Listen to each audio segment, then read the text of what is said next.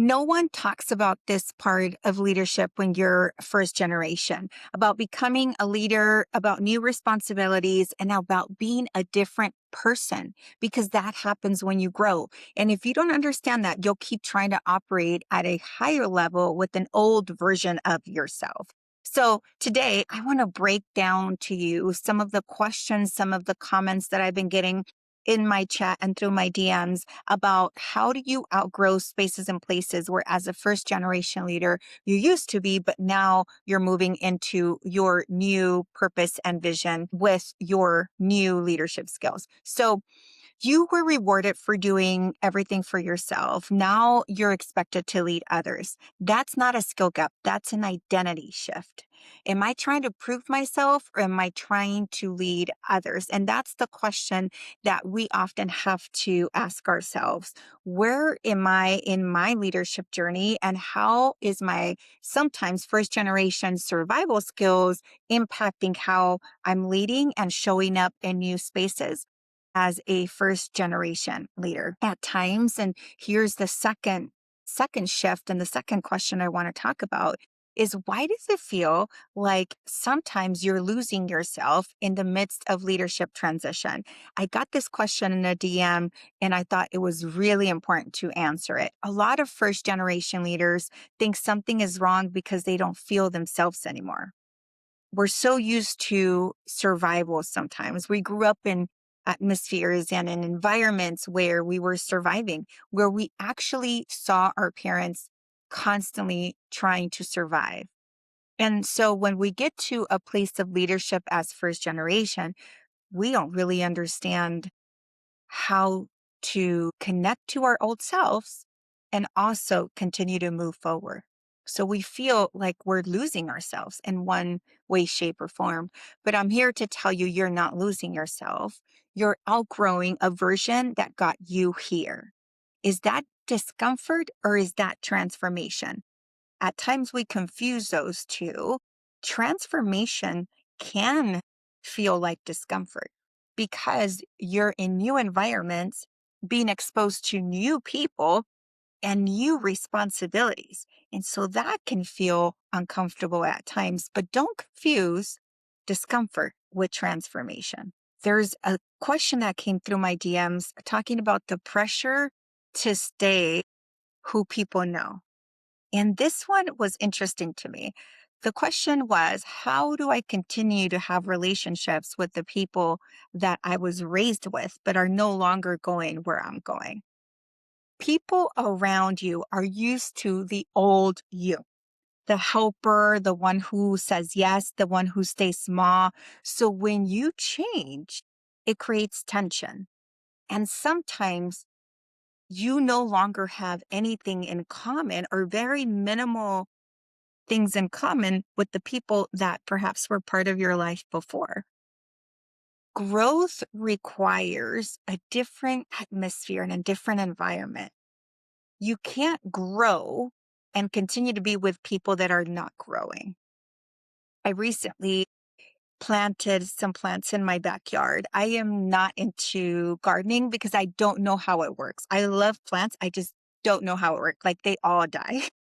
I plant them and they do not survive a few months. So I'm trying to get better at that. But I bought a plant and I planted it around a plant that was dying. And I, for some reason, thought if I put some soil into both of them, right in the planter, they're both going to grow. Well, to my surprise, they didn't. Actually, they both died. And I bring that analogy to you today to say it reminded me of myself and of leadership in general. When we surround ourselves with people that are growing and elevating us in different ways, we automatically grow because we are around soil, if you would, that is positioned to grow. It's hard because we have relationships with people in our past and we want them to come along and we want them to grow with us, but they just don't and they don't want to. So what happens is there's this, I'm going this way, you want me to stay here, and you constantly push and pull And it creates tension and it creates stress because you're in between environments. And I want to ask you something today, and I want you to ask yourself this today. Am I staying the same to stay connected? Because a lot of the times, just simply because we don't want to let go of this relationship, we continue to shrink, we continue to stay small, and we continue to jeopardize our future and our purpose just to stay connected to that person. So think about that. This was another topic that came in my DMs. Why do we keep going back to old habits as first generation leaders? And this one is really personal to me because as a first generation leader, I'm sitting here in front of you saying I am a work in progress too. And a lot of the survival skills that I had growing up show up sometimes in my day to day and in the things that I do, like overworking, like over explaining, over proving. And that's not discipline, that's survival mode. We are so used to doing more to prove ourselves. We are so used to overextending, saying yes to everything that we forget that those habits were survival mode in the past and we no longer have to have those habits. We can actually live and lead in new spaces and places as leaders with new habits. And it doesn't have to be the ones we were raised with. So ask yourself, am I leading or am I coping?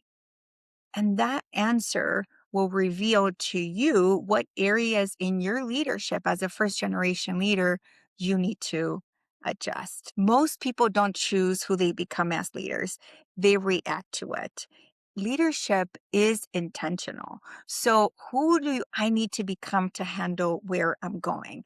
Who do you need to become to handle where you're going? Think of your leadership. Is it intentional or is it reactive? And assess. The hardest part of being a first generation leader isn't the work, it's becoming someone you've never seen before. And that's hard.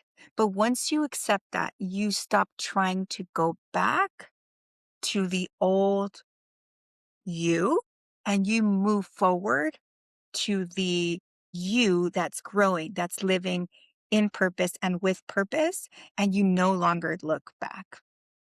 Shifting your mindset to understand that where you are in life, not everyone that was with you before is going to come with you now. And as you keep going up in responsibilities and titles and leadership, you start leaving people behind. And sometimes those people are special to you, and sometimes those people matter to you.